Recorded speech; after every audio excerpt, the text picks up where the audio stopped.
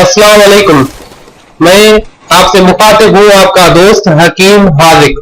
आज एक बहुत ही हैरत अंगेज एक शानदार जड़ी बूटी है जिसको हल तैत अरबी में कहते हैं या हिंदी में उसको हींग कहते हैं। हींग के नाम से मशहूर है पाक व हिंद में, और ये बेहद ही कारआमद एक नायाब जो है जड़ी बूटी है इंजदान नाम से। उस इंजदान जड़ी बूटी जो है, इंजदान के पौधे का गोंद और उसका असारा जो है उसको जमा कर बतौर हींग जो है वो मार्केट में पेश करते हैं। उसकी आज हम आपको मुख्तसर जो है वो तशरीह बताएंगे और उसके फवाइद बताएंगे। स्पेशली वो बहुत से दर्दों में, खासकर कान का दर्द हो, चाहे डार का दर्द हो, चाहे दांतों का दर्द हो, चाहे जिस्म के किसी भी हिस्से में कोई दर्द हो, उनके लिए वो बेहद ज्यादा मुफीद है। और अगर आपके बाल झड़ते हैं तो उसके लिए भी मुफीद है। तो आज हम आपको हींग की जो है वो मुख्तसर तशरीह बताएंगे। हींग जो है दरअसल इसका तिबी नाम जो है वो है हल्लतैत, और इसकी माहियत ये है कि दरख्त इंजदान का जो है वो जमा हुआ रस और उसका गोंद है। और इसके दो अकसाम होते हैं, हींग के दो अकसाम होते हैं। एक को कहते हैं हल्लतैत, दरख्त इंजदान सफेद से हासिल होता है, इसको हीरा हींग कहते हैं।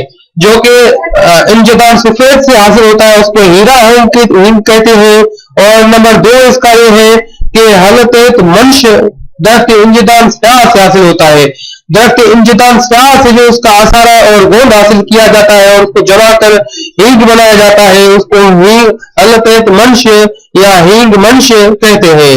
और इसको मुतलिक हींग या हींगड़ा भी कहते हैं।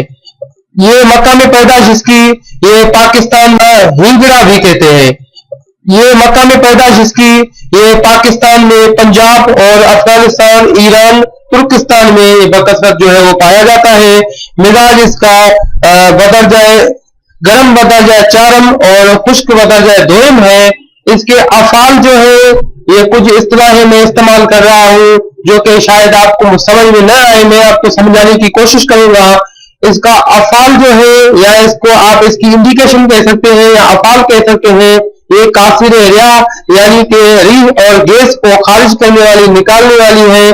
दाफे तरफुल यानी कि आपके जिस्म में तरफुल या गंदगी पैदा हो चुकी है उसको ये दफा करती है, खत्म करती है। मुखरिज बलगम यानी कि बलगम का इखराज करती है, बलगम को खारिज करती है। मदर बोल व हैज यानी पेशाब और हैज का इदरार करती है, पेशाब और हैज को जारी करती है।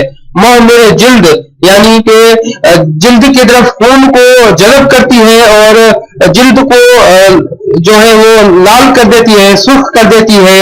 यानी जो जिसमें ये खासियत पाई जाती है जिस अदिया में, वो अदिया ज्यादातर जो है वो तिलाओं में इस्तेमाल होते हैं, जिसकी वजह से जो है वो बहुत ज्यादा मुफीद पाए जाते हैं इस फल की वजह से।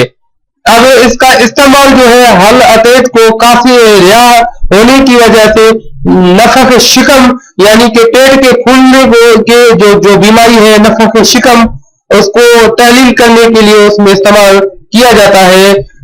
अकलन यानी कि मुंह के जरिए से, व तिलन यानी कि तिला की सूरत में पेट के ऊपर लेप कर देना, व हुकनन यानी कि मखसूस जगह में हुकना करके या एनिमा करके भी इस्तेमाल इसको किया जाता है। और दाफे तशब होने की बाइस अमरा तशब खुसूसन मर्द इख्तनाक अलवहम, जिसको ये औरतों की बीमारी है, जिसको हिस्टेरिया भी कहते हैं और जिसको बावगोला भी कहते हैं, इस्तेमाल किया जाता है, उसमें भी बहुत ज्यादा मुफीद है। ये आला के अंदर तहरीक पैदा करता है और लिहाजा इंतशार कमी करने के लिए की वजह से मकवी बा अदिया में भी इस्तेमाल किया जाता है।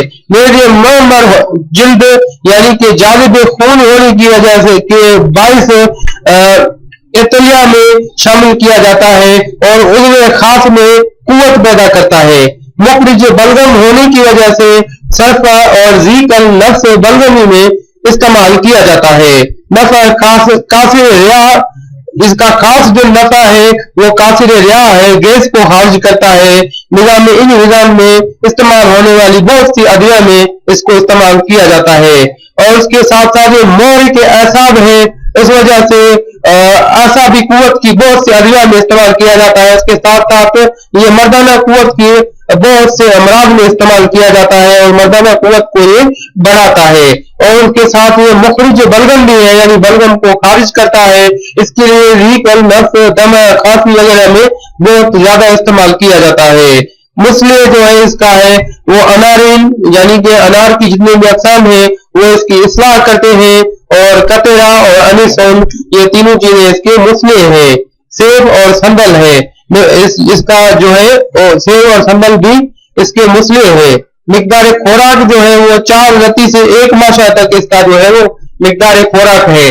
اگر آپ کے دانتوں میں درد پڑتا ہے تو آپ کے جس ڈاڑھ میں درد ہے, حالت یا ہینگ کا ایک ٹکڑا لے کر اس ڈاڑھ میں آپ رکھ لیں, چند منٹوں میں وہ درد گم ہو جائے گا.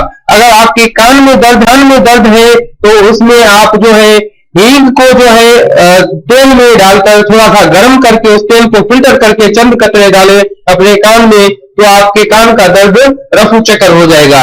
اور اس کے اتنے فوائد ہیں کہ میں شاید بیان کروں تو بہت سا ٹائم لگ جائے مجھے. تو اس حوالے سے یہ چند فوائد ہیں ہینگ کے, تو امید کرتے ہیں کہ آپ کو یہ لیکچر کافی